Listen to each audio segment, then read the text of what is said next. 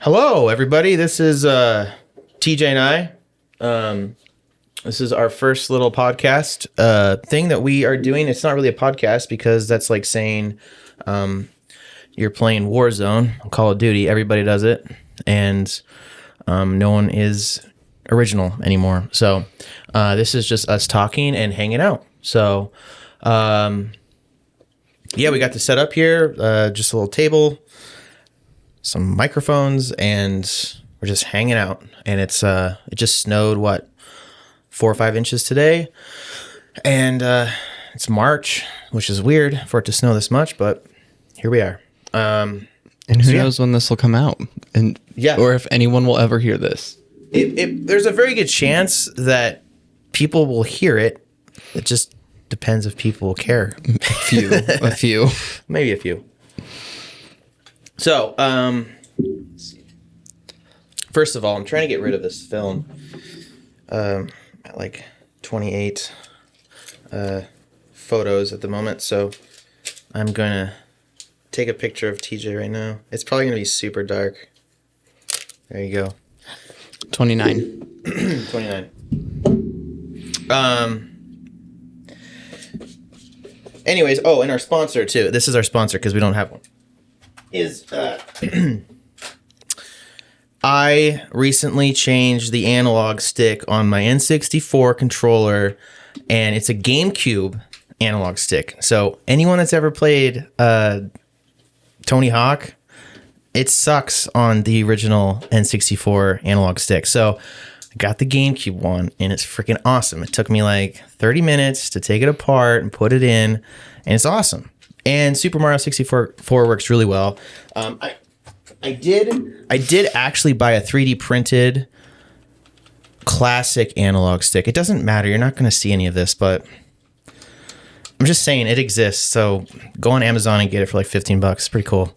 Sponsor, not sponsored. Yeah, it's whatever. So TJ, what do you want to talk about tonight?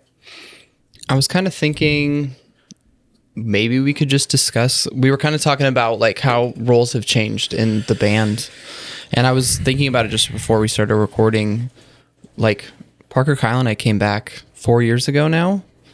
Just about. Was it 4? I feel like it's been that long. 2020. We were tracking. Oh, yeah. We were writing. So it's just 4 years. Weird that much time has passed to put out an album, and things are just so different now. I don't know, kind of give like an update of how things are in the band. Well, how about we start with this? So when you guys left in 2015, what was the process, and where was your guys' head at, and what type of growing up / learning the world did you have to do to circle back, and then here we are? Because I had to do a lot of growing and learning up too. So yeah, I think it was so different for all of us, especially the mindset of Parker being 18 at that time. Yeah, he was still really young. Our lives were just so different. Like, I had been moved out of my house since I was 19. Like, I moved out pretty young and like was paying, bills and all that stuff. And I think you were just moving out for the first time when we were quitting. That was true. Yes, I was moving out for the first time. So I was in a really different financial place than you guys were. And so actually after when we were actively touring towards the end, like with the Norma Jean tour, I was moving back in with my parents because I just was bled dry by the band. Like I was, and none of us discussed any of that. Like, that was not really like our financial situations. I don't think was on your mind as much because you were living with your parents during that time, and I didn't know how to discuss that. So much of quitting the band was like, oh my God, I can finally afford to pay off debt and, Yeah. So. And I was in a spot where I thought that the band could make a lot more money because we'd been coasting on basically breaking even every tour. Yeah. And then in between we were just barely holding on financially, and then we get another tour, think that was good enough. And I mean, at the end of the day, if you're moved out or if you're not living at home, you're living in a van, so you don't have rent technically. Like there's a lot of factors involved. But at the end of the day, you're not making any money and you're not being able to put any money aside for savings. And so you come home and you're like, I don't have anything. Yeah, we were always like just on the cusp of making money, but it never felt like there was a light at the end of that tunnel, you know? Like it felt like every time we were starting to gain some financial momentum with the band, it's weird that we're just talking about money, but it felt like we were never going to get there because we were always just spending that money. We never got that back, you know? Yeah, every single time we're like, oh man, we have money. Oh, we have to spend it on buying more merch. Yeah. So it never really ended. And at the time, I was so distant from you guys. I think at that point you guys had kind of gone one segregated. way. Yeah, we were very segregated, and there's just not a lot of communication. I think that's the biggest flaw with what happened back then was communication was horrible. And at the end of I keep saying the end of the day. God, I feel like I sound like somebody who used to be our A&R at Solid State. Used to be. Come on, Reggie, get out of here. Hey, yeah, Reggie. Hey, Bubbers, make come here. noise. Okay, you can just. Give him something to chew on in the background. Yeah, do it. Yeah, get him something. Do you want something to chew on? You could big Bubbers. I was joking. That would be so annoying. It's not gonna show up in our microphones. As long as he stays there, he's not hitting the table. So at the end of the day, what happened? Well, I think my train of thought here. I think that I was really thinking that after the Norma Jean tour, we were finally going to get tours that were going to get us and make us money. And I was so excited because it felt like we were just on this increased path. And then you guys just kind of like ripped the carpet out from under my feet, and I felt very pissed, very betrayed at that point. It was kind of a rough time of my life. But with all of that said, I do feel like if we would have continued trying to be a band, it would have been pretty miserable. Yeah. And I think that it was almost the universe needed all of us to split ways and grow the fuck up in a way, you know, because we were all super immature. I mean, Parker was touring at like 14, 15 years old. He never wanted to do it. Like there was also that aspect of it. And I feel like we both, me and Kyle and you, kind of like, I especially wanted him to be in the band so badly that I feel like I more so forced him to want to be in it than actually validating the reasons why he might not want to do it. And yeah, it's very selfish of me. It wasn't like it wasn't like a question, but it was more like, you want to do this, right? Like you're going to do this. Yeah, I was not. Looking back, it's anyone that's going on tour when they're still in high school or middle school, it's not a good idea. You have a lot to learn. I mean, Parker he was always hanging out with older people though, just because of our ages, you know, like he was a few years younger, but like he was always more mature in his own way, you know. It's not like he went down some like dark path because of tour or anything. It might have helped with him, as in learning some of those like street smarts that you don't get from going to school, as far as that goes. But I think at the end of the day, he really wished that he could be around people his own age and just enjoy a high school life. Which he did. He did. At the end of the day, he did. And it was great. And because of that, I feel like he's progressed a lot. And now I think this is what the topic of the entire conversation we're having is, that Parker at this point is more motivated in this band than all of us at this point. Yeah. Like I feel like I am constantly hearing him talk to me about all these ideas he has, and I'm like, Parker, it's cool. I'm also kind of lazy. I don't really want to do any of this, but okay. Yeah, he's like almost keeping us all accountable to keep pushing. Yeah, when someone wants to dive into your bank statements and get taxes all figured out, you know that someone's actually dedicated to figuring the band out. Yeah. So didn't think that Yeah. would happen. If I had a 2024 bingo card, I would not expect Parker to be saying, can I get your bank account stuff so that I can start getting ready for taxes for 2025? Didn't think that would be a thing. Or like going out of his way to purchase stuff and like Yeah. and like writing the song that we're working on now, like that's never happened before either. Like so much of the structure of the band has changed like in every aspect. Yeah, it's really weird because like for so long we were focused on, or I was focused on writing on my own, basically what I said stood. I would write an entire song, no one would hear it, and then I'd just be like, here we go. And then people would be like, cool, this sounds great.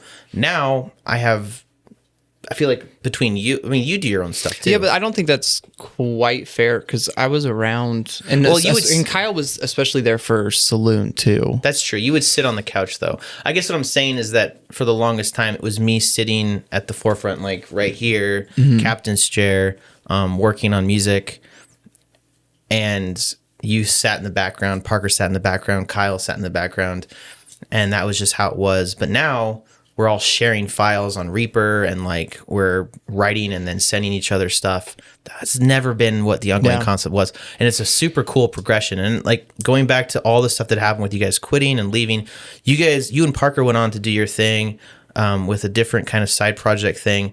And I think that was a learning curve for you guys because you kind of started to realize like there's a lot that's involved with the production and mixing and all that stuff. And there's a lot to learn and all that stuff. But you guys learned from it. And then you come back into the band and here we are. And we're like writing as a whole band at this point, as opposed to just me kind of delegating what's going on. Yeah, it's weird how much that has shifted. Yeah, I mean, I really like the direction that things are headed. And I like that we came back like together as a unit, like fully formed humans now, you know, like before we were just like trying to become what we are. And now we know how to talk to one another and like we all have really good relationships with one another. Yeah, there's none of that. Like there's no animosity. Like everything's just like Parker's motivating us and we're motivated by that. And it's, Yeah, and I think a big part too is, we, when I was like 22 to like 26, 27, I was so focused on every single part of my life is the band. And if I don't have the band, then I am literally not a person. If I can't be that person, then who am I? Yeah. And you go to sleep at night going, what am I going to do in the morning to make myself still relevant? What am I going to do the next day and the next day and the next day? There's no purpose anymore because you start to fall into this shell of a person that is so focused on staying relevant. Like people say, oh, it's art. There's no competition. The music industry is literally just as competitive as sports. People don't look at it that way because they say it's art and everything's subjective and blah, blah, blah. No, it is literally you wake up every morning and go, how do I stay relevant? That's the worst feeling in the world.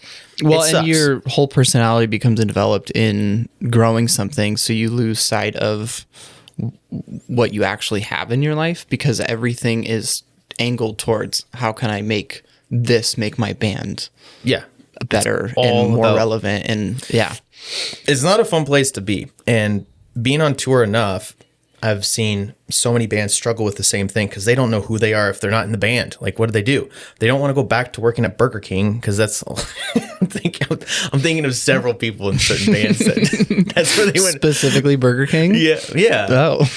Yeah.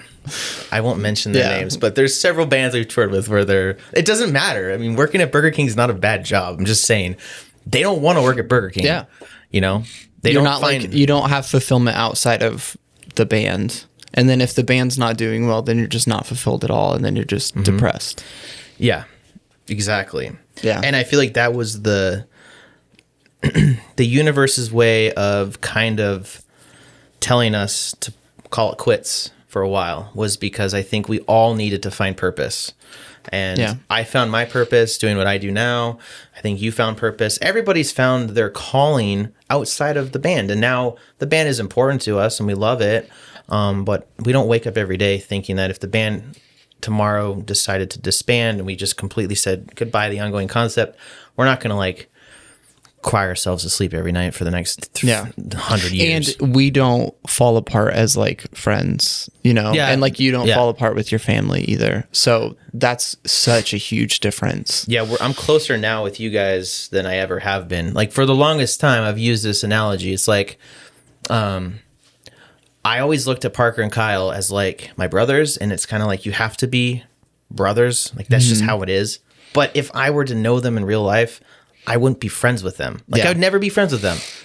And that's how I used to look at them. And now Parker and Kyle are actually my friends and they're my brothers. Like that is not something that I thought I would be saying.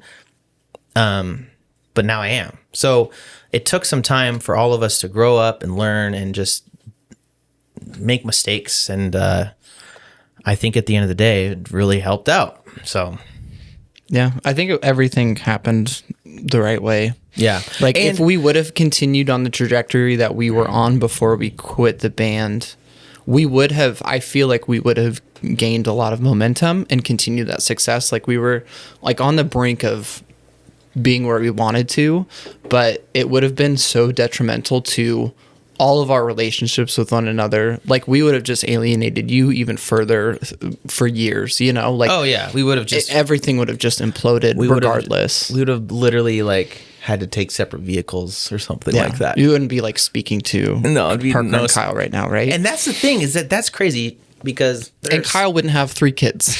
Oh, that's true. I mean, he probably still would have. Maybe. Probably would have still have 3 kids.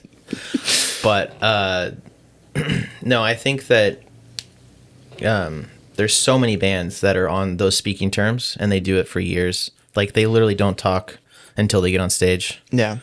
It's sad. I saw an interview with Matty Healy from 1975 and he was talking about some band. I think it might have been band Oasis, about how like they don't talk anymore or whatever, and like how dare they like just solve your issues or like pretend. Like it's like, well, that's not really healthy. Like it's not healthy to compartmentalize everything like that. Like you don't want to wake up every day knowing that you're going to see somebody that you despise for 8 hours, and you don't want to live in a van with somebody for a month straight if you have to just compartmentalize, like I hate this person. Like it just destroys you. It's a business. It's not art. Music is business, and you don't, I mean, if you despise your coworker, I mean, it's only so long before you decide to call it quits and quit that job. It's the same thing with a band. And we quit you. We didn't, you know, like you don't quit your job, you kind of quit your boss. And like now, there's no hierarchy anymore really in the band. I feel like everything's kind of evened out. It's pretty equal. It used to just be me, and now I feel like it's very, I mean, Kyle is kind of out of the picture with his kids, but that's just kind of how But I life never is. know if like you were a dictator or I wasn't confident enough to speak up. It was a combination of both. Yeah. But now I feel like our music is better than ever because you're willing to speak up. Parker's willing. Parker's never spoken up. Yeah, Parker would just do one take tracks, drums perfect every time, disappear, and then just dip out, and it'd be like the best drum recording ever, and I wouldn't have to edit hardly anything. Now he's like, I want to do that again. You want to record your drums again? Yeah, I think I could do that better. Parker, that's not how. Yeah, that's not normal. So yeah, and then on top of that too. Andy was a huge plus to our band because when you guys quit, I brought Andy on and a couple other guys, and Andy's always stuck around, and Andy's an amazing. He's just a great he's like a big brother / dad figure because he's got kids of his own, and I don't know. I just remember on tour a few times he just put me in my place, and he didn't give a shit. He just gave it to me straight about how he felt, about how I was doing stuff. And I'm like, okay, it's weird to hear someone older than me tell me that I'm being a fucking idiot. And now I feel like there's good combination of all of us having our different places. And I don't know, it's a great time to be the ongoing concept. I'm very excited. Yeah. TJ, I'm trying to think of something to end this conversation. What TV shows are you watching right now? Super dumb. Oh God. Well, I'm watching Survivor, but I just watched Oppenheimer for the first time. Okay. Yeah. I really liked it. Surprise. No, I thought that there was some dialogue choices I didn't care for, but overall I really liked the movie. I could hear everything. But there were some characters I don't know, seemed bloated with actors. Yeah. Did you watch it? I did. Did you not like it? Well, I was bummed out because freaking I was so excited to go watch it in IMAX because I thought it would be the film. Right. I forgot about that. Yeah, and so Emily and I made this date night, and we are like going to the IMAX, and the IMAX had moved. Like, there's actually an IMAX in Spokane, Washington. When I was young, we'd go there on a field trip and go watch the huge whale IMAX thing, and it was super big, and it was like this own building. It was always whales too. It was always whales, and I remember that. And so we get to Spokane. The movie's starting in about 25 minutes, and we like go down to Riverfront Park. We're like going to that spot, and I'm like, where the hell is the freaking building that I went to when I was like 12 years old? And then we went to the kiosk or whatever, and the people were like, yeah, that moved to the AMC theater. Now it's just like it's theater. And I'm like, so it's not IMAX anymore. They're like, well, it's technically called IMAX. So anyways, it was not shot. It was not the film. It was just a digital version. And so it bummed me out. So the entire time I was like, this is a waste of money. I think the only thing that... Because it's so expensive to do IMAX, Yeah, too. it was. There's that premium cost. But I think the only thing that... So there's like two ways for it to be IMAX. I could be wrong about this. There's only like two ways for it to be IMAX. I think it's if the sound quality, like they actually have like IMAX audio. And if it's IMAX audio, that can be classified as IMAX, even if the video is like... Really? Yes, I think. Because the audio was amazing, but the actual like screen size was about the size of a normal theater, maybe a tiny bit bigger. Weird. And it was digital. You know that like Christopher Nolan was like, if he saw something like that, he would be so pissed off probably. with how much of like a perfectionist he is. Like he would literally, I think it was Oppenheimer, he went into theaters and was like adjusting the projectors himself. Like before like the premiere and stuff, he was going in there and like by hand himself going in there and adjusting things. I'm not surprised. So I think the movie was good. I just like I don't know what I was expecting. I think I liked the fact that it was like almost all done in camera, like not a lot of CGI. Yeah. That was cool. But I struggle with some of Christopher Nolan's stuff because it's so freaking long. And I just want to get to the point. It was super wordy where it didn't need to be. Like there were so many moments in the movie where I was like, you could have cut these lines, like or cut these characters. Like maybe they're important for history, but telling the story, it's not really doing anything. And then having 12 actors that you recognize that are just there out of frame, it's like, are they important? Like, because you recognize those people. It's not like they're just distractions, basically. I kind of forgot like a lot of dialogue because I kept looking and being like, oh, that's that famous actor, or that's that famous. And I feel like Christopher Nolan at this point is Wes Anderson of like blockbuster movies. Because like if you look at a Wes Anderson film, it's always like the same like 24 characters, like the same actors are always back in Wes Anderson film. And Christopher Nolan, it's always the same like he has like his own little Adam Sandler gang. Yeah, it's the like same Happy Madison. Happy Madison has the same thing. It's like the 24 characters are all friends and hang out and make movies together.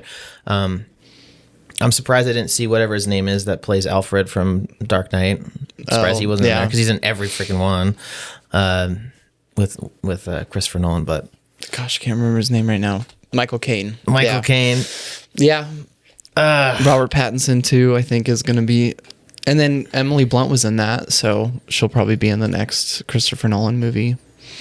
Maybe John Krasinski will be in it too. I wouldn't be surprised because Cillian Murphy was in Quiet Place 2 and with Emily Blunt, and then they were in Oppenheimer together. So maybe the next movie it's going to be all three of them. Oh God, never know. Man, I watched Dune again last night though. Oh yeah, because Dune 2 is out. Yeah, you're gonna go watch that? I think so. It was better the second time I watched it. I've The never first seen time it. I liked it, but the second time, because you're not so focused on the plot and trying to remember what characters are, it's so much like Lord of the Rings, like world building. It's very much like The Matrix with like a prophet, like Timothy Oliphant or whatever his name is like the one, or Timothy Chalamet. I have not seen Dune. I don't really watch a lot of new movies these days. I'm trying to think of what we watched recently that was really good, though.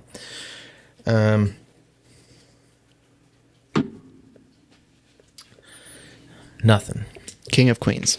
King of Queens, always the best. I fall asleep to it every night. It's the best show of all time. We are watching One Tree Hill right now, though. What season? We're on season 2. Probably got a long ways to go. So long. It's like the entire... I was thinking about the math. Just season 1 and season 2 of One Tree Hill is almost the entire series of Breaking Bad. Because There 24 episodes. Breaking Bad only has like 8 episodes, and there's 6 Per seasons, season, yeah. and there's 24 episodes of One Tree Hill. So like, if you do the math, Yeah. like it's insane. I don't know how they had the time, and all these kids were like 19, 20, 21, 22. They're young people. I can't imagine being on screen that long. Have you seen it since you watched it like 10 years ago? No. I mean, I remember parts of it, but it's been a very long time. Has it dated? Like, is it really dated watching it? It's not dated, actually. It's incredibly cinematic. Like, I love, and that's why I liked it in the first place, was every time I watch it, I'm like, this is so cinematically great. And they do a lot of good, they do such a great job of like capturing that vibe. And then when you pull back the curtain and you go, I just want to have drama. It's such a great drama show. Yeah. Like, it is so I think stupid. I watched the first like 4 seasons, maybe. I don't remember a ton of it though. Yeah, well, there's so much that happens. Like, you can't, like, it's funny because we like finished season 1 and then season 2 happened and they did a recap of season 1 in 1 minute. How do you recap 24, 44-minute long episodes into 1 minute? It was hilarious because like there's so much that happens, and I don't know. It's a good show. I'm sappy like that, but I don't really have any shows as of now that I'm stoked to see or want to see. Oh, you know what though? What did I see that I thought is coming out? Oh, Kung Fu Panda 4 is coming out. Oh, I did not know I that. think it comes out. I think it came out today or yesterday, Oh. or maybe this weekend. Have you watched all 3 of them? Yeah, I think I've only seen the first one. they're all pretty good. Yeah. Like, they're not like the first one's the best, but they're not super bad. So Yeah, those came out. Gosh, we were still in like middle school. yeah, because I remember watching those in youth group though when I was like 14. Kung Fu Panda came out. I want to say it came out when I was in high school, because we made when we had our little when Tyler and I had our little like video series on YouTube, Spudheads or whatever. We made a video and I said the word skadoosh because I watched the trailer of Kung Fu Panda and I was like, I love that word. And then, so I was like, I was like 11th grade. That so tracks with your personality. So dumb. Well, anyways. Skadooshin'. It's Skadooshin'. So yeah, this has been a fun little hangout with TJ and I. I don't know, maybe next time we'll get Parker to be involved, or Andy. I don't know how we're gonna do this, but it's gonna be great. So Pilot episode over. we have no title either. We're just gonna call it Hangout. Hanging out. Hanging out. All right. Peace.